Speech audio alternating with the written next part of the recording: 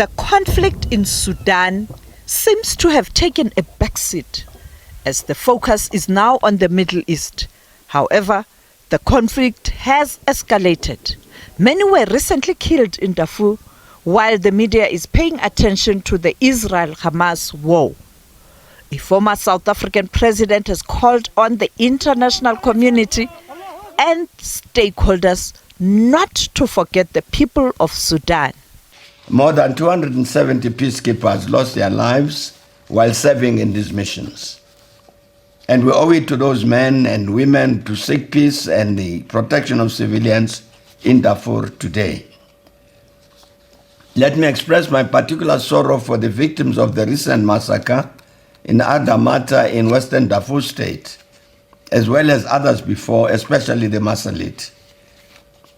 The escalating violence against civilians in Darfur is appalling, and I appeal to those responsible, especially the commanders of the Rapid Support Forces and the associated militia, to halt this criminal behavior at once. In Darfur, large numbers of people are seeking safety in the city of El Fasher, which is the sole remaining major city not controlled by the Rapid Support Forces. And when the RSF took over the cities of Al Janina, Zalijeh, and Nyala, on each occasion the residents were subjected to massacres, to pillage, and to rape. We cannot allow this to happen to El Fasher. We should consider every possible measure to ensure the protection of civilians in that city. He also touched on the recent killings in Darfur.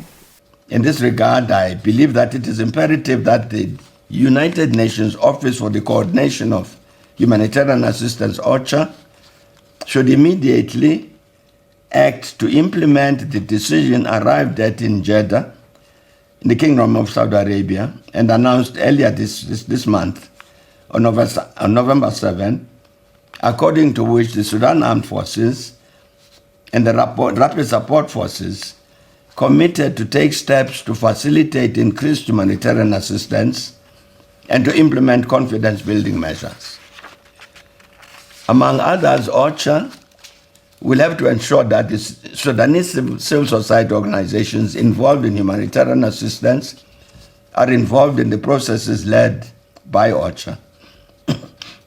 Similarly, of course, OCHA must also ensure that the necessary support reaches the large numbers of Sudanese refugees in the neighboring countries.